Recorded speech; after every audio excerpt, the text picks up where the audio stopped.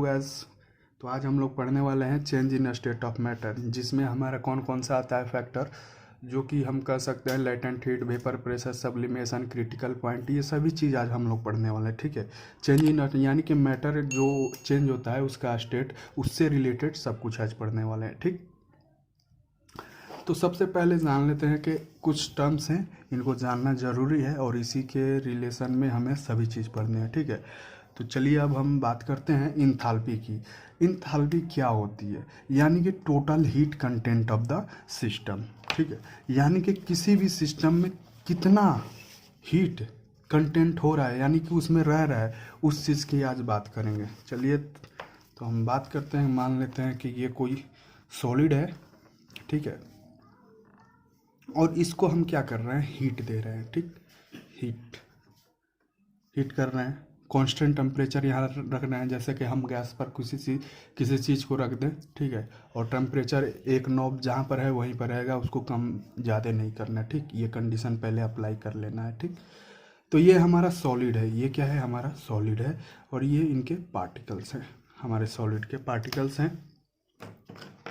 तो जैसे ही हम हीट दे रहे हैं तो अब क्या हो रहा है, इसमें हीट ट्रांसफ़र होने है। ये जो हमारा है ये क्या है, हीट हम बोल रहे हैं इनको। ठीक है। हीट इसमें ट्रांसफ़र होने लगे। ठीक। अब इनमें जितना हीट ट्रांसफ़र हो गया, ठीक है, जितना हीट ट्रांसफ़र हो गया, यानी कि टोटल हीट जितना होगा उसको हम क्या बोलेंगे इस सिस्टम में। यानी अभी क्या बात करना है, सॉलिड की।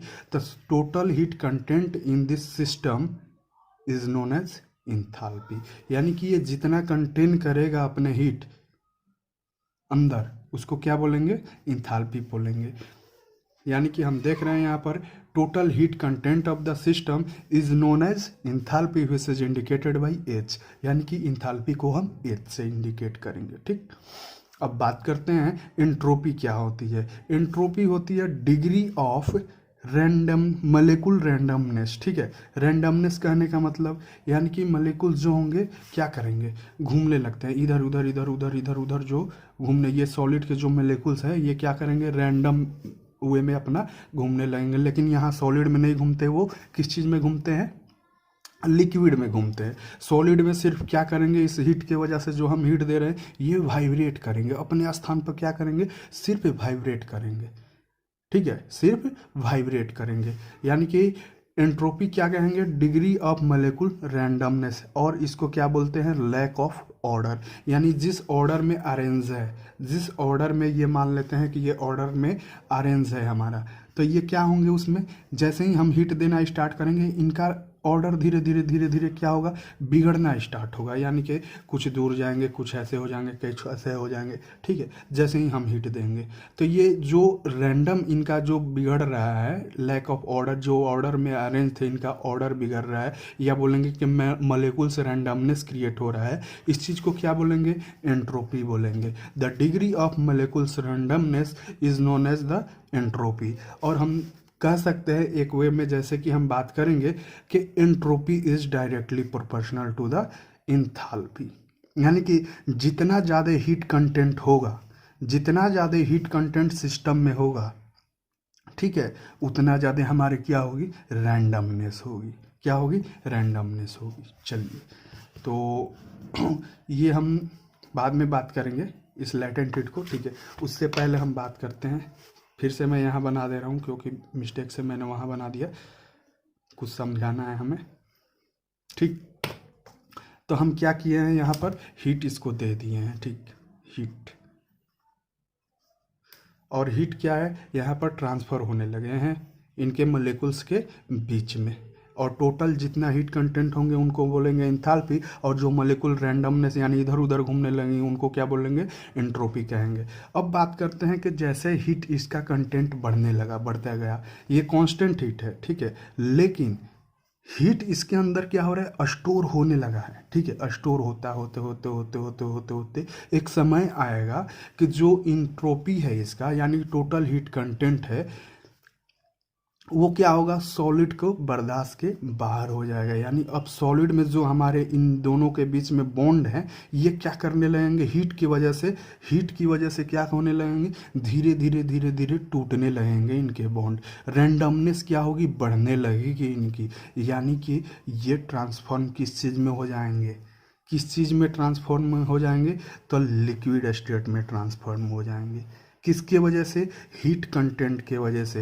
हीट कंटेंट जितना ज़्यादा होगा बॉन्ड उतनी टूटती रहेगी, और टूटते टूटते हमारा ये लिक्विड स्टेट में कन्वर्ट हो गया।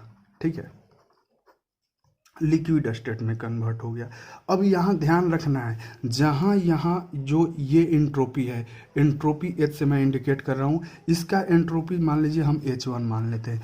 अब इसमें हीट जो कंटेंट था, अभी भी है इसमें हीट, क्या है, अभी भी उतना हीट है, लेकिन हम कंटिन्यूअस इस फेज में, अब इस फेज ये क्या हो गया, ये कन्वर्ट हो गया इस फेज में, यानी लिक्विड फेज में।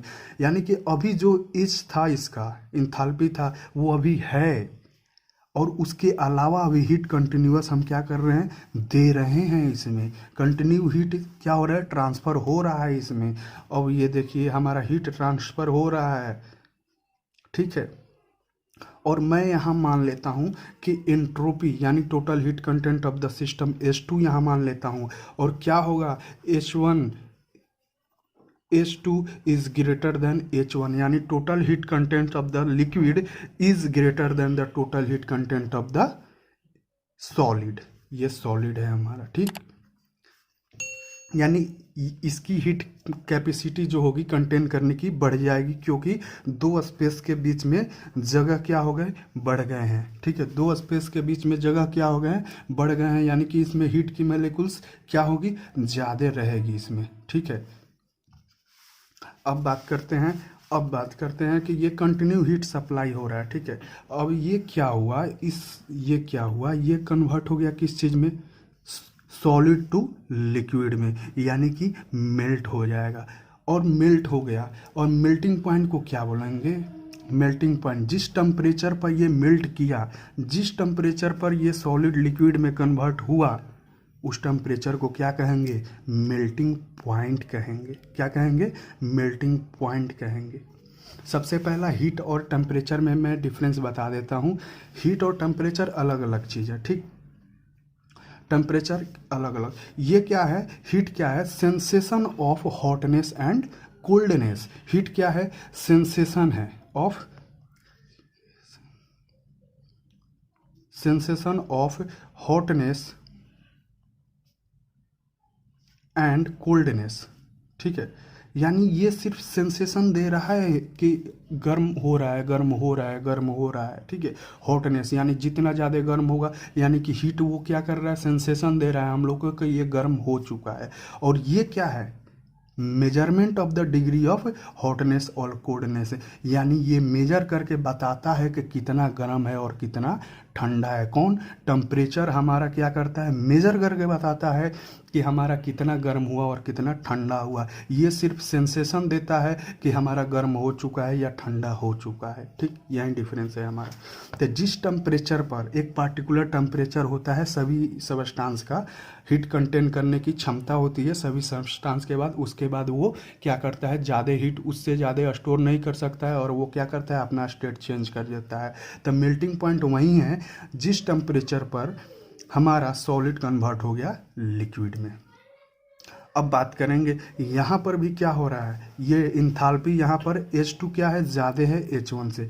अब क्या होगा, ये कंटिन्यू हीट हम दे रहे हैं, कंटिन्यू हीट दे रहे हैं। अब यहाँ समझिए, यहाँ मैंने ये किस चीज़ की बात की, इंथैल्पी, जो कि H से मैं इंडिकेट कर रहा था, यहाँ पर देखिए H से इंडिकेट। अब एंट्रोपी की मैं बात करूँ तो सेम वे में एंट्रोपी में H2 इसका मान ले रहा हूँ, इसका S1 मान लेता हूँ। यानी S1 भी क्या है, ग्रेटर है S2 से, S1 से। ठीक है, S1 से H2 भी ग्रेटर है S1 से, यानी कि इनमें भी लैक ऑफ ऑर्डर ज़्यादा रहेगी देन सॉलिड में, जैसे जैसे हम उसका हीट बढ़ाते जाएंगे। ठीक, अब मैं बात करता हूँ कि ये लिक्विड से अब क्या होंगे, अब हीट हम कंटिन्यू सप्लाई कर रहे हैं, हीट इनमें और स्टोर होने लगा, ये जैसे कि मैंने पार्टिकल्स में बताया। तो अब ये क्या होंगे कि ये स्टार्ट कर देंगे बॉयल करना। ये जो हमारा लिक्विड है, अभी भी ये लिक्विड है, ठीक है, लिक्विड है। अब ये क्या कर देंगे, इनमें जो है गैप बढ़ती रहेगी, गैप बढ़ती रहेगी, और ये क्या कर देंगे, अब ये हमारा हीट का मॉलिक्यूल्स इसमें बढ़ते गया, यानी कि हीट कंटेंट इसमें बढ़ता गया। अब ये क्या करेंगे, बॉयल करना स्टार्ट कर देंगे, ठीक है, बॉयल करना स्टार्ट कर देंगे, यानी कि ये क्या होंगे, यहाँ पर जो हमारे लिक्विड के पार्टिकल्स हैं, जो हमारे लिक्विड के पार्टिकल्स हैं, ये छोड़कर अपना सतह, यानी कि जो लिक्विड का सरफेस है उसको छोड़कर क्या करेंगे, फ्री स्पेस में जाने लगेंगे। क्या करेंगे, फ्री स्पेस में जाने लगेंगे। यानी कि ये जो दो स्टेज हमारा हुआ, ये जो दो स्टेज हुआ, इसको क्या बोलेंगे, बॉइलिंग पॉइंट बोलेंगे। क्या बोलेंगे, बॉइलिंग पॉइंट। तो हम बॉइलिंग पॉइंट को यहाँ डिफाइन कर सकते हैं, the temperature at which liquid start boiling and the particles start the living into the free space, यानी कि वो फ्री स्पेस में जाना स्टार्ट कर दिया अपना सरफेस छोड़ के। ये बॉइलिंग पॉइंट, यहाँ पर देखिए यहाँ क्या हो रहा है, स्पेस में जा रहे हैं, यानी कि यहाँ जो है बॉइलिंग पॉइंट में इसका जो प्रेशर क्रिएट हो रहा है, इसका जो प्रेशर, हीट के वजह से जो प्रेशर क्रिएट हुआ पार्टिकल्स में, ये छोड़ के चले गए, यानी कि PATM is equal to P liquid, यानी प्रेशर जो लिक्विड क्रिएट किया वो किसके बराबर होगा, यानी प्रेशर जो यहाँ वेपर क्रिएट हो रहे हैं, ये वेपर के फॉर्म में ऊपर जाएंगे, ठीक है, यानी कि vapour pressure of liquid, PATM is equal to the vapour pressure of liquid बोलेंगे यहाँ पर। बॉइलिंग पॉइंट में ये चीज़ होता है, ठीक। अब समझते हैं आगे, हम समझते हैं, अब समझ रहे हैं कि वेपोराइजेशन होता क्या है, आखिर वेपोराइजेशन क्या होता है।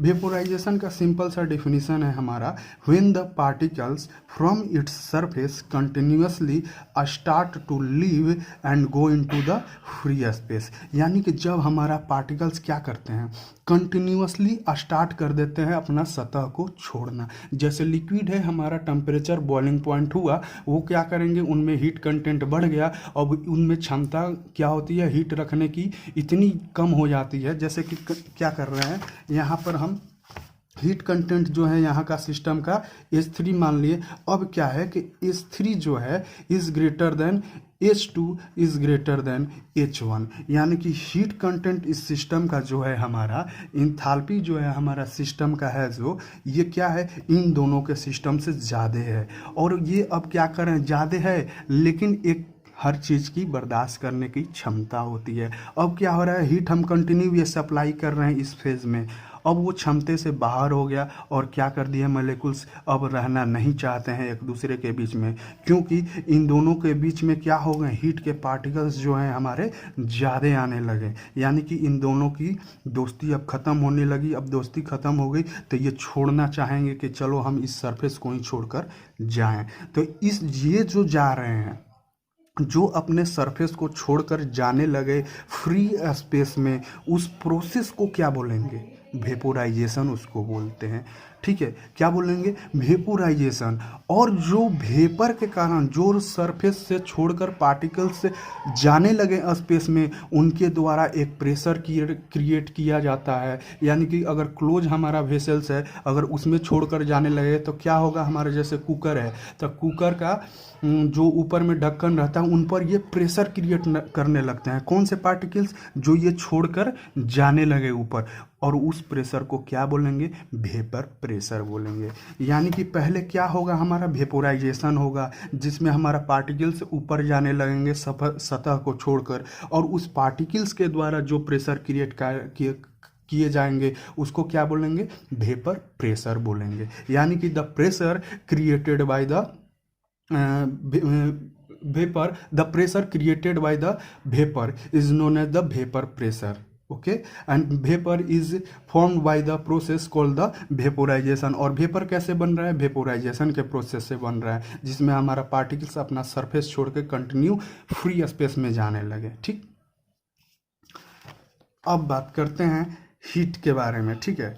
अब हीट, अब जैसे कि हमने यहाँ छोड़ दिया था, ये जो लेटेंट हीट में हमने छोड़ दिया था, लेटेंट हीट क्या होते हैं, the heat which result the change in the state of the matter at constant temperature, यानी कि वो हीट जिसके वजह से क्या होता है, हमारा स्टेट में चेंज आने लगते हैं, क्या होता है, स्टेट में चेंज आने लगते हैं और वो हीट क्या हो, कांस्टेंट हो। यानी कि यहाँ पर हम देख रहे हैं कि ये हीट क्या है, हमारा कांस्टेंट है, और इसी हीट के वजह से ये स्टेट चेंज हो गया, सॉलिड टू लिक्विड और लिक्विड टू गैस। ये जो गैस हैं ये गैस में चेंज हो गए, ठीक है।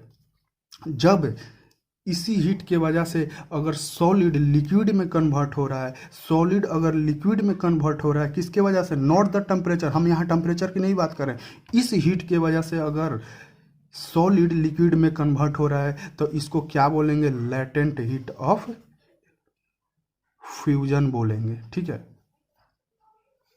इसको क्या बोलेंगे, लेटेंट हीट ऑफ फ्यूजन बोलेंगे। अब देखिए, अब यहाँ से जो है इंथैल्पी यानी हीट कंटेंट जो है यहाँ से क्या है, कन्वर्ट हुआ हमारा वेपर में। अब वेपर में जब कन्वर्ट होता है तो उसी हीट को क्या बोलेंगे, latent heat of vaporisation.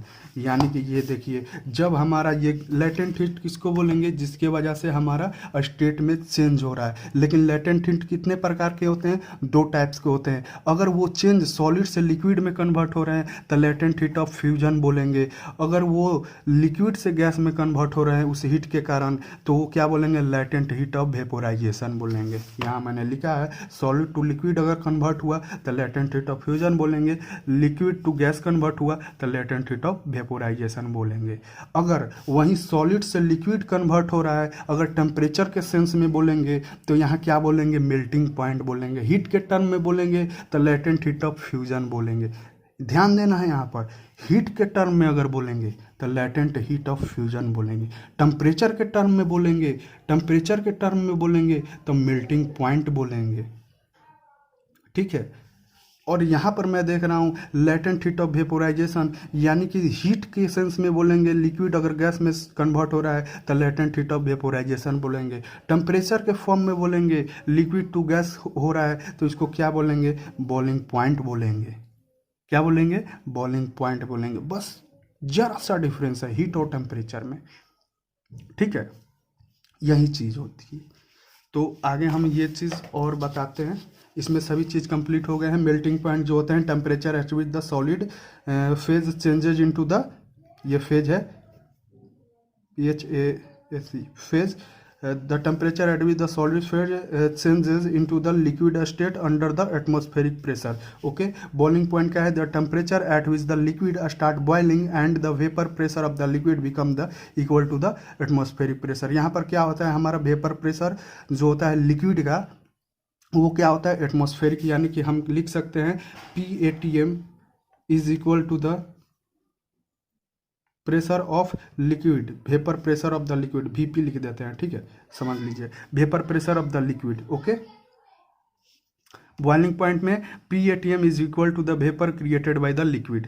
Okay, अब ये वेपोराइजेशन क्या है, when the molecules from its surface continuously start to leave and go into the free space. यानी कि बॉइलिंग पॉइंट के कारण क्या हुआ, PATM हुआ, यानी कि दोनों बराबर हो गए, हमारा एटमॉस्फेरिक प्रेशर और प्रेशर ऑफ द लिक्विड। अब क्या करेंगे, ये सरफेस को छोड़ना चाहेंगे, और जो छोड़ के जा रहे हैं अपने सरफेस को, लिक्विड के सरफेस को छोड़कर मॉलिक्यूल्स उसके जाने लगे, उस प्रोसेस को वेपोराइजेशन बोलेंगे। और जो मॉलिक्यूल छोड़ के जा रहे हैं उनके द्वारा प्रेशर क्रिएट किया जाता है क्लोज्ड वेसल में, उसको क्या बोलेंगे, वेपर प्रेशर बोलेंगे।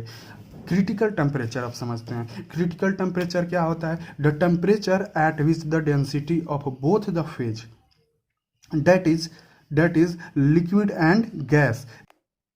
यानी कि यहाँ ये जो कह रहा है कि the temperature at which the density of both the phase that is the liquid and gas become equals. यानी कि क्रिटिकल टेम्परेचर वो टेम्परेचर होता है जहाँ पर लिक्विड और गैस की डेंसिटी, लिक्विड और गैस की डेंसिटी क्या हो जाती है, इक्वल हो जाती है, ठीक है। और यहाँ पर two phases can not be distinguish, यानी कि वहाँ पर हम डिस्टिंग्विश नहीं कर सकते हैं कि ये फेज लिक्विड है और ये फेज गैस है, ठीक है। फिर से मैं बता रहा हूँ, क्रिटिकल टेम्परेचर वो टेम्परेचर होता है जहाँ पर लिक्विड और गैस की डेंसिटी इक्वल हो जाती है, लिक्विड और गैस की डेंसिटी इक्वल हो जाती है, और उन दोनों फेज में यानी लिक्विड और फेज में हम डिस्टिंग्विश यानी अंतर बता ही नहीं पाएंगे कि ये लिक्विड है कि गैस है, ठीक है।